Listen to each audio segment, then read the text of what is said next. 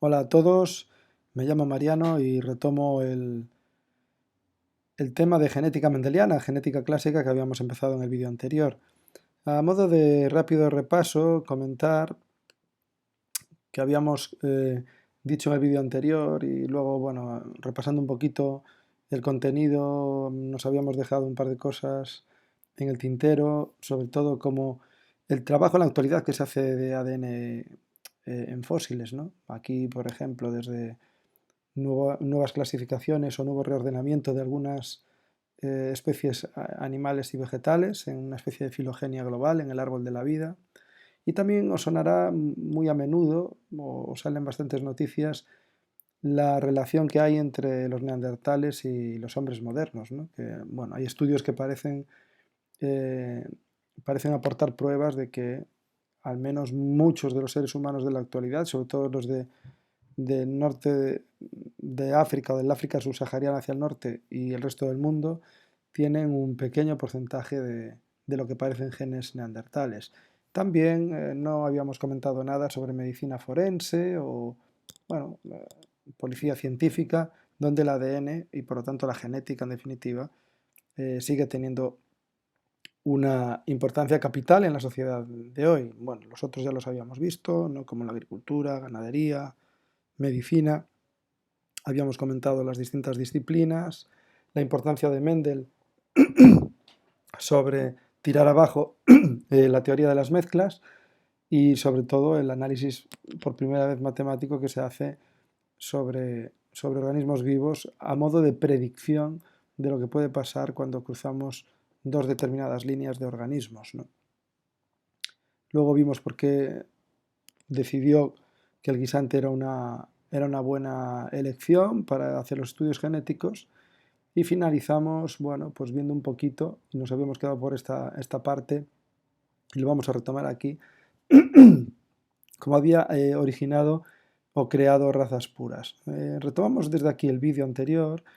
Mendel lo que hizo al principio en sus experiencias fue durante muchas generaciones dedicarse a coger distintas variedades de plantas, estudiar distintos rasgos. Aquí solo vemos el color de la semilla, pero había otros rasgos como vimos antes, y empezar a autopolinizarlos mediante, como pone aquí, autopolinización, los cruzaba consigo mismos, de manera que se aseguraba cuáles eran los dos progenitores, y pudo obtener, como vemos en este diagrama, líneas de plantas, líneas de semillas en las que pasaban las generaciones y no había ninguna otra variedad que la que se mostraba. Pues, por ejemplo, en esta línea toda la descendencia es verde, en esta línea toda la descendencia es amarilla, mientras que vemos que aquí hay líneas, ¿no?, como estas donde da amarillos y verdes, aquí hay amarillos y verdes, y dentro de estas líneas o sublíneas, ¿no?, descendientes, pues aquí vemos que aparece otra línea donde solo da amarillos, aquí vemos otra línea donde solo da verdes, pero también hay otras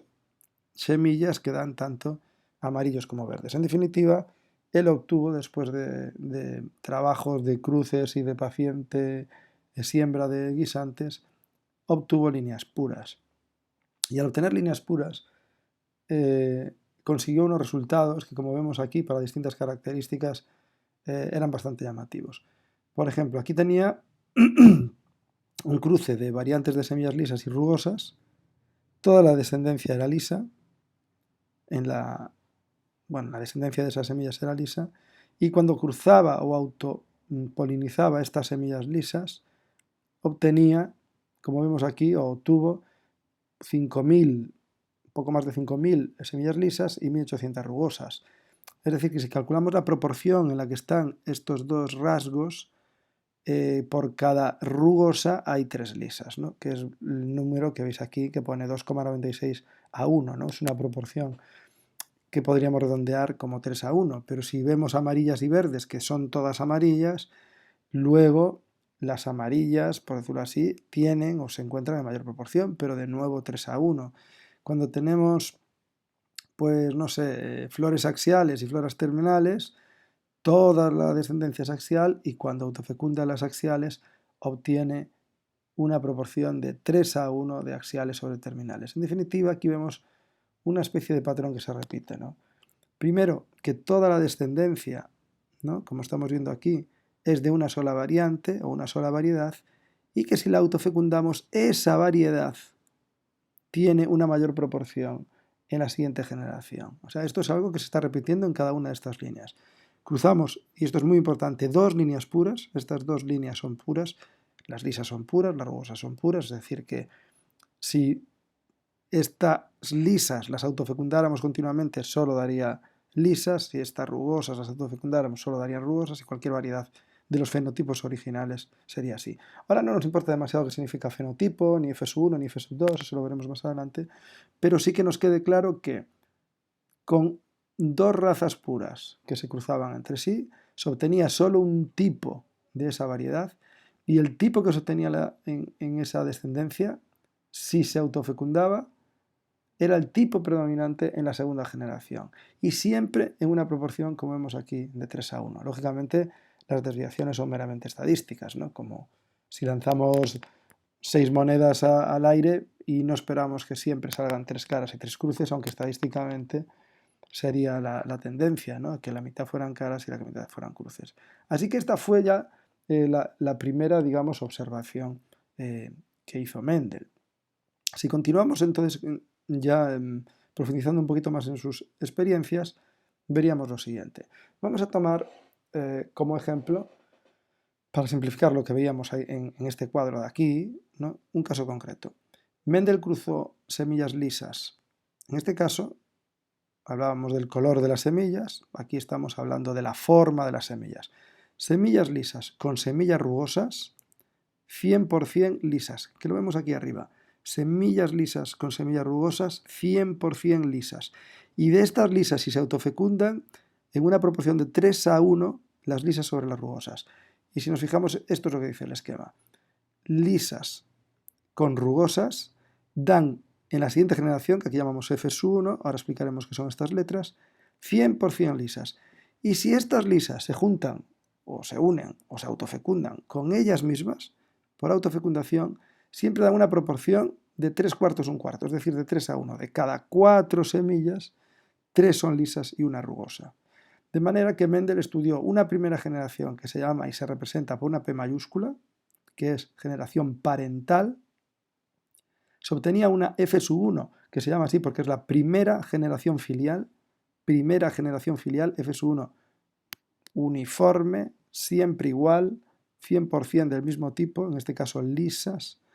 Y si la F1 o los elementos de la F1 se unen entre sí, esto es lo que quiere decir autofecundación, porque el guisante, recordad que es una planta que se podría autofecundar, obteníamos una F2, segunda generación filial, F2, segunda generación filial, donde, bueno, supongamos que aquí había 100 semillas, pues si hubiese 100 semillas esperaríamos que sobre 75 serían lisas y sobre 25 serían rugosas. Obviamente no tiene que ser exacto porque hay una variación estadística por mero azar o por un proceso que es aleatorio. Bien, para concretar más estos experimentos y para ponerlos ya en un contexto mucho más moderno, habíamos dicho que Mendel revolucionó un poco la idea o tiró abajo la idea de la teoría de las mezclas. Y comentamos en el vídeo anterior que era revolucionario para Mendel que cada progenitor debía llevar no una esencia del rasgo, sino una especie de partícula, es decir, de unidad que pasaba a la descendencia. Esto, que es simbología moderna, no es simbología mendeliana, pero bueno, se representa así la genética de Mendel con esta terminología que iremos viendo en este y en los siguientes vídeos. Aquí tenemos las semillas amarillas, que ponemos aquí abajo amarillas, y aquí tenemos las semillas verdes. Y además recordad que son razas puras, porque Mendel trabajaba con razas puras.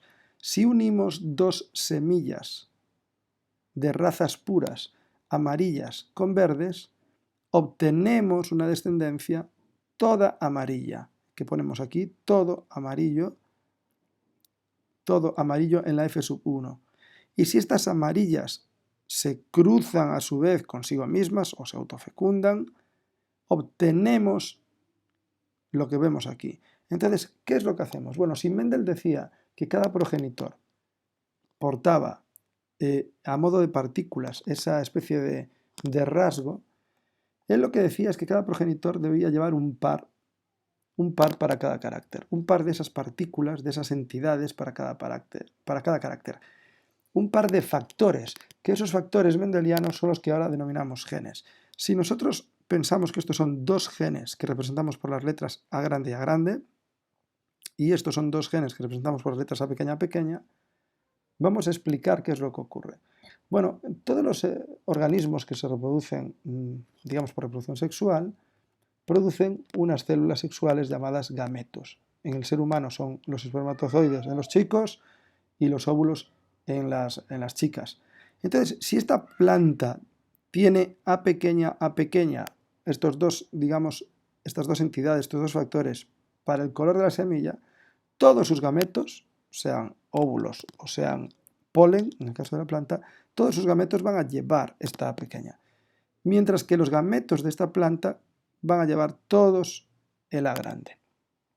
Recordemos que, o si no lo sabemos, en la división o la formación de gametos, que es una meiosis, el organismo que origina esas células sexuales o gametos reparte su material genético en esas células. Y aquí, como lo tiene duplicado, como lo vemos aquí también lo tiene duplicado, tenemos dos genes, por decirlo así, dos factores mendelianos para cada carácter, lo reparte en la descendencia de los gametos. Como aquí son todos A grande, todos los gametos son A grande. En definitiva, un gameto de esta planta y un gameto de esta planta para este carácter siempre va a formar una nueva planta con una letra o un gen que lleve la grande y otro la pequeño. Ahora bien, si estas dos plantas o esta planta es autofecunda, vemos que esta planta, que tiene dos genes, por decirlo así, o dos factores mendelianos distintos, podría formar óvulos o podría formar polen de distinto tipo. Si el óvulo lleva la A pequeña, formará óvulos con la A pequeña, y si el óvulo lleva la A grande, formará óvulos con la A grande. Lo mismo pasa con el polen. Puede formar polen que lleve el gen A grande y puede llevar polen o formar polen que lleve el gen A pequeño. ¿Qué ocurre? Que si estos óvulos y este polen se van a juntar en la descendencia al azar, es decir, como si tuviésemos una bolsa de canicas marcadas con la letra grande y con la letra pequeña, cada vez que nosotros cojamos dos canicas de la bolsa, tenemos 4 posibles resultados. Un resultado posible es que cojamos un óvulo A grande y que se una con el polen A grande, entonces tendríamos una semilla nueva A grande, pero también se podría unir un óvulo A pequeña con el polen A grande y tendríamos una semilla A grande A pequeña. Si el óvulo es A grande y el polen es A pequeña, tendríamos una semilla A grande A pequeña, también como esta, y si los dos gametos, el óvulo es A pequeña y el polen es A pequeña, tendríamos una semilla A pequeña A pequeña. Si esto lo representamos en este lado de la derecha y fuésemos contando qué es lo que vemos aquí, ¿cuántas combinaciones hay A grande A grande? Bueno, pues si vemos este cuadro, que se llama cuadrado de Punnett, este cuadro tiene solo una cuadrícula A grande A grande. Entonces ponemos A grande, como hay 4 cuadrículas, una de 4. Es decir, un cuarto de la descendencia será A grande A grande.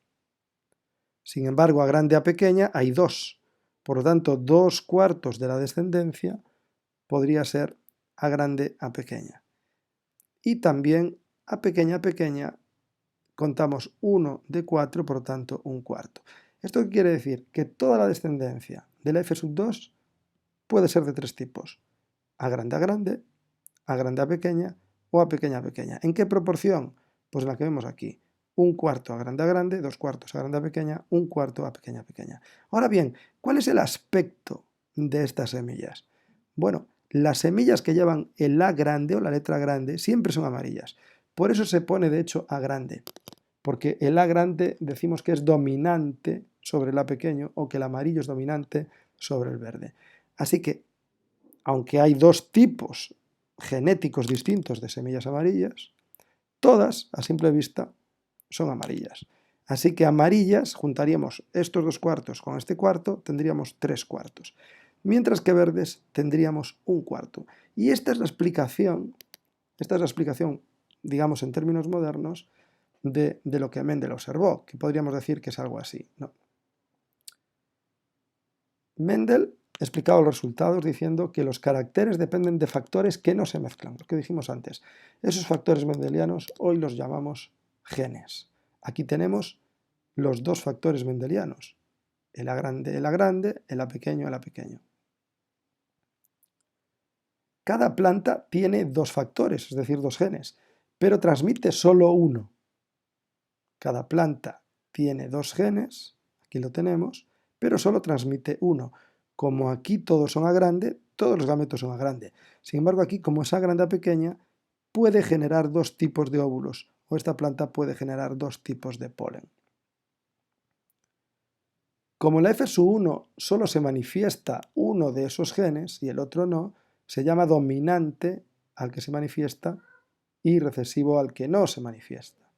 Y el par de genes de cada planta se segrega equitativamente a los gametos, es decir, que la mitad de los gametos, que es lo que veíamos aquí, la mitad de los gametos lleva una parte y la otra mitad lleva la otra parte. Eso quiere decir que se segrega equitativamente, se reparten de forma igual al azar. Por lo tanto, la mitad de los gametos recibe un gen y la otra mitad el otro gen. Como aquí ya aparecen o es necesario empezar a ver terminología genética, cómo se llaman las plantas que tienen los dos genes iguales, los dos genes distintos, cómo se llama cada uno de estos dos genes, ya hablamos de dominante recesivo.